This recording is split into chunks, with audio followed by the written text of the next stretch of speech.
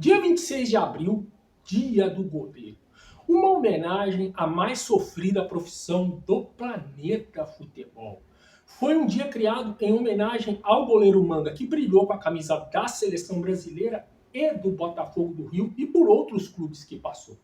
Então, nos próximos vídeos que eu for fazer em homenagem a goleiros, e logo eu vou contar toda a história do Manga no último vídeo desse especial, então todos os vídeos vão estar no fundo com camisas pesadas que o Manga jogou.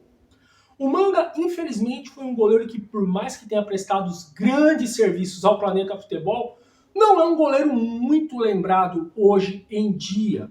Muitos goleiros que tiveram carreiras muito, mas muito abaixo da do Manga, são lembrados até hoje. Então não deixa de ser uma homenagem para o Manga esse vídeo de hoje. Eu vou falar de grandes goleiros que os que chegaram em suas respectivas seleções, infelizmente, passaram desapercebidos do público. Quem são eles, Fê Messias? Aguarda um pouquinho que nós já vamos chegar lá. E te garanto uma coisa. Depois que você vê o vídeo, você fala, nossa, esses goleiros pegavam muito. Mas você já vai saber quem é um por um, nacionais e internacionais. Aqui é chique, você está pensando o quê? E se você está aqui pela primeira vez, seja muito bem-vindo, mas muito bem-vindo mesmo ao canal Fê Messias. Roda a vinheta. E já já tem uma seleção de goleiro para vocês.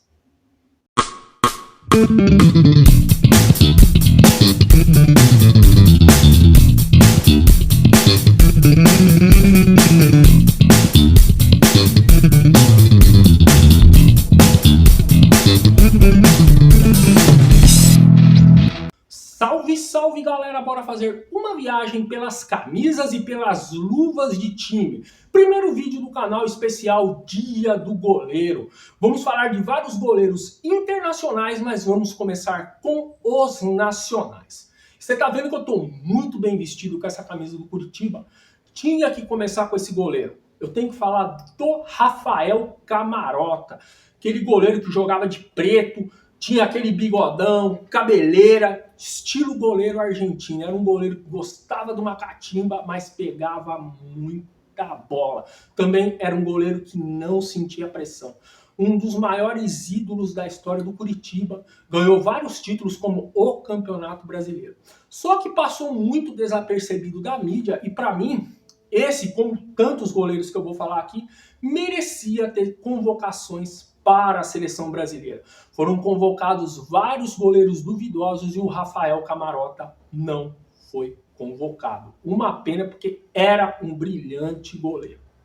O próximo da lista, também muito bom goleiro, que se aposentou recentemente do meu Figueirense, eu tô falando do Wilson, isso mesmo.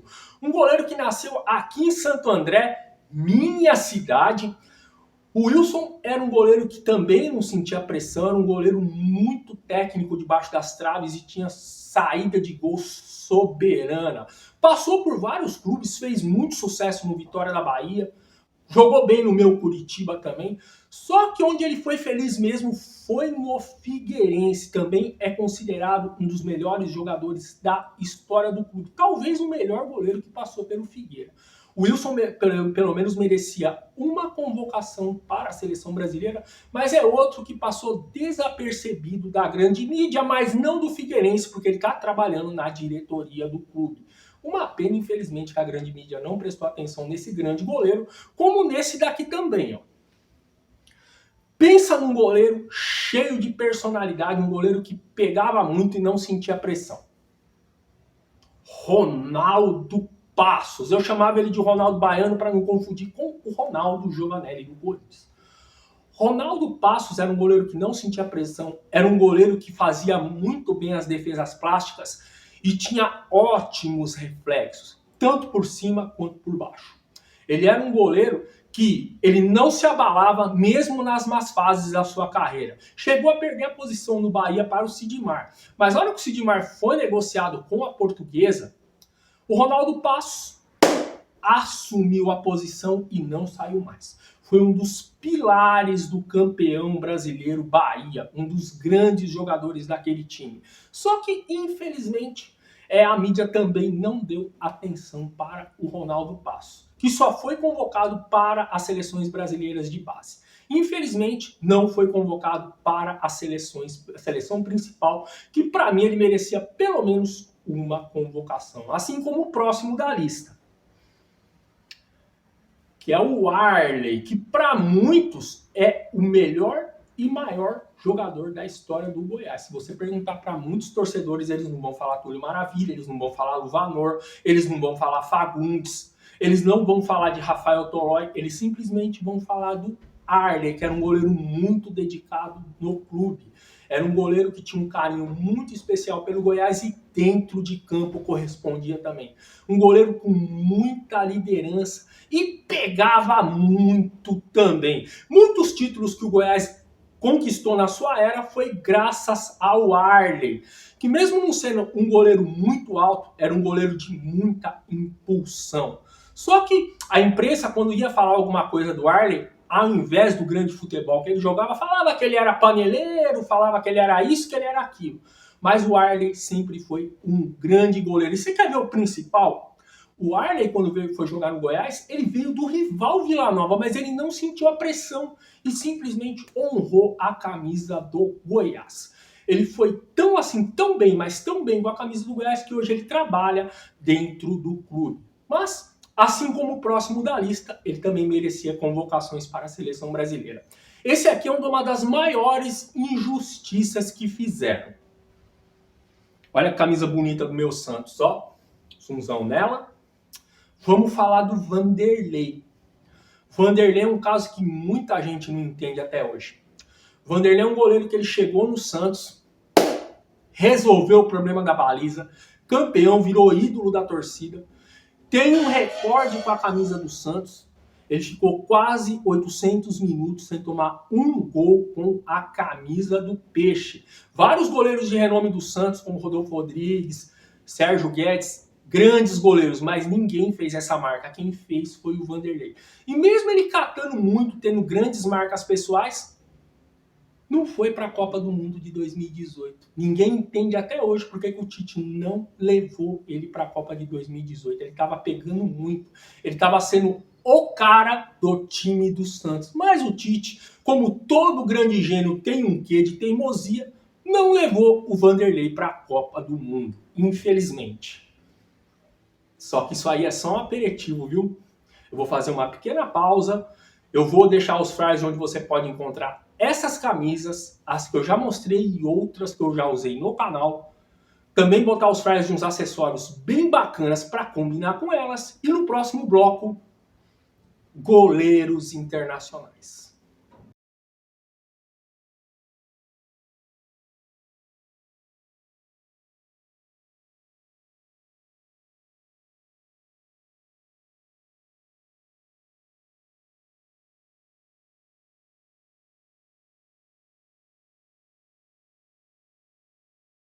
Estamos de volta, agora vamos falar dos goleiros internacionais. Eu tenho que começar com esse. Olha que camisa chamativa do meu Borussia Dortmund. Muito chamativa, né? Só que ele não chamou a atenção da grande mídia alemã. Eu estou falando do Stefan Klose, que para mim foi um dos melhores, talvez o melhor goleiro que eu vi jogar com a camisa do Borussia Dortmund. Melhor que o Weidenfeller, que já é um grande goleiro. Melhor que os outros que passaram pelo Borussia, como o Kobel, que é titular hoje. Melhor que o Hitz, que era muito ruim. Melhor que o Roman Burke, que também foi um grande goleiro. O Stefan Klose era um goleiro que primava pela excelente colocação e tempo de bola. Aquela linha tradicional alemã. Mesmo ganhando títulos importantes como um campeonato europeu, um campeonato mundial de clubes e títulos dentro da Alemanha, sempre passava batido pela seleção alemã, não era convocado. E quando ia ser convocado para jogar uma Eurocopa, se machucou. Infelizmente, não era para ser mesmo. Mas, para mim, um dos grandes goleiros que passaram pelo futebol alemão. O próximo da lista, pensa num goleiro subestimado, que para mim foi o melhor goleiro que passou pelo Glasgow Celtic. Pat Bonner. Para muitos um goleiro lento, para muitos um goleiro gordo, mas para mim foi um dos melhores goleiros que passaram pelo futebol europeu. O Bonner não era aquele goleiro espalhafatoso que chamava a atenção assim. O Bonner preferia um bom tempo de bola e uma excelente colocação. Exímio nas saídas de gol. Um goleiro que quando precisava, dava ponte, fazia defesas plásticas, mas ele preferia um grande tempo de bola. Só que infelizmente passou desapercebido pelaquela grande imprensa especialista em goleiros. Um dos grandes goleiros que eu vi jogar do futebol europeu. Próximo da lista também merecia a melhor sorte na carreira. Stanley Menzo, que brilhou com a camisa do Ajax, esse goleiro holandês, um dos melhores goleiros da história do Ajax, mas sempre passou desapercebido no futebol holandês. Muitos falavam de Hans van Breukelen e de outros goleiros que jogaram pelo Ajax, né? Falam muito de Van der Sar, da qual ele perdeu a posição. Então, falaram de Martin Stekelenburg também, mas para mim o Stanley Menzo foi muito melhor que o Stekelenburg. Para mim ele merecia ter sido lembrado com mais carinho pelo público holandês, que foi um dos melhores goleiros que jogaram pelo Ajax. Mesmo jogando Copa do Mundo, tendo várias convocações para a seleção holandesa, ele merecia ter mais carinho, principalmente dos torcedores do Ajax. Esse aqui também, o próximo da lista, para mim, com todo o respeito que eu tenho ao Hugo Lloris, acho ele um baita de um goleiro, só que na minha seleção francesa, não ia ser ele que ia jogar. Fala logo, meu! Então é esse aqui, ó. Para mim, esse era o goleiro titular da minha seleção francesa. Steve Mandanda, que para mim foi um dos melhores goleiros franceses, que o jogador que mais vestiu a camisa do Olympique de Marseille. Goleiro de excelentes reflexos, esse goleiro que nasceu na República Democrática do Congo, um goleiro que primava, além de ótimos reflexos, um goleiro plástico e muito seguro, principalmente naquelas bolas cara a cara assim, além de ser um especialista em saídas de gol. Hoje ele está jogando no Rennes da França, mas mesmo assim a torcida do Olympique de Marseille lembra ele com muito carinho, mas se eu fosse o técnico da seleção francesa, o Lloris ia ser reserva dele. Lloris não fica bravo não, viu? O próximo da lista eu vou ter que ler o nome dele porque é bem complicado de falar. Para mim foi um baita de um goleiro também. O Torstvedt, goleiro norueguês que brilhou com a camisa do Tottenham. Olha a camisa chamativa, mas ele também não chamou a atenção da grande mídia. O Torstvedt jogou muitos anos no Tottenham, era um goleiro que também ele mesclava muito bem aquela escola tradicional e a escola arrojada. Quando precisava dele, ele ia por baixo. Ele também saía muito bem por cima e era muito bom em lances cara a cara. Só que, infelizmente, nem na imprensa noruega se fala muito do Torstvedt. Se fala mais do Grodås, que para mim foi um goleiro bem inferior a ele. Eu preferia muito mais o Torstvedt, que fez uma brilhante Copa do Mundo pela Noruega. Só que, infelizmente, naquela Copa, a Noruega foi eliminada no sorteio. Olha só, hein? Vai aprendendo. E para encerrar esse bloco, eu tenho que falar desse goleiro aqui, ó, que passou, mesmo tendo jogado muito bem em outras equipes do futebol italiano e na Internazionale, sempre passou desapercebido na grande mídia e no seu país. Eu vou falando de Samir Handanovic, que brilhou com a camisa da Internazionale, conquistou títulos, foi capitão, sim, isso mesmo. Aí você fala, por que ele é pouca mídia? Jogou Copa do Mundo, reverenciado, só que lá na Eslovênia o povo fala mais do Jan Black, que é um ótimo goleiro, mas na minha opinião o Handanovic foi muito melhor do que o Oblak é hoje. Handanovic e também são estilos totalmente diferentes. O Oblak é aquele goleiro mais acrobático, o Handanovic era um goleiro muito melhor no tempo de bola. Merecia ter tido mais atenção da grande mídia também. Só que ainda não acabou. Eu vou fazer mais uma pausa, vou tomar aquela água, tá muito calor hoje. Vou deixar o flyer do spoiler do próximo goleiro que eu vou falar no próximo vídeo, que é o pedido de um inscrito. E vou fazer uma menção honrosa no último bloco. Quem que você vai falar? Aguarda um pouquinho aí que eu já tô chegando.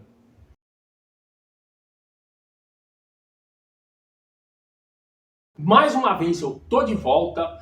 Vamos fazer a menção honrosa desse vídeo, porque não poderia faltar esse grande ex-goleiro da seleção togolesa, Kossi Agassa. Infelizmente eu não tenho nenhuma camisa dele aqui no meu acervo. O Kossi Agassa, além de ter brilhado na sua seleção, o melhor goleiro togolês de todos os tempos, brilhou com a camisa do Metz, da qual ele tomou a posição do Jackson Gol de Camarões. Brilhou principalmente no Stade de Reims, clube onde jogou a lenda francesa Just Fontaine. Isso mesmo, mas isso aí já são outras camisas e outras histórias. Passou pelo futebol espanhol e pelo futebol da Costa do Marfim. Só que ele foi brilhante na seleção e por alguns clubes onde ele passou. Era um goleiro de excelentes reflexos. Eu não sei se era empresário, eu não sei se é porque Togo sempre foi conhecida por ser uma seleção desestruturada e desorganizada dentro e fora de campo, mas esse goleiro togolês merecia jogar em clubes maiores e quem sabe num campeonato de maior expressão. Bom, gente, o vídeo tá aí, eu espero que vocês curtam. Deu um pouquinho de trabalho para fazer esse vídeo. Eu não sou de pedir isso, mas se você puder ver esse vídeo até o final, dê sua sugestão, dá aquele joinha, porque ajuda muito pro crescimento do canal. E o principal, divida com o seu amigo que curte futebol alternativo, futebol tradicional, é goleiro nas horas vagas, que eu te garanto, vai curtir muito esse vídeo aqui. E se você quiser que eu fale a história de algum desses goleiros em vídeos individuais, também deixa aí nos comentários. Próximo vídeo do canal, pedido do inscrito Diegão Santana, vou falar da carreira do goleiraço Michel Predomi, que pra mim foi um goleiro muito melhor do que o Courtois é hoje. Hoje eu tô polêmico, né? Mas é verdade. Vê os vídeos do Predomi na internet e você vai saber do que eu tô falando. Um abraço, fique com Deus e tamo junto.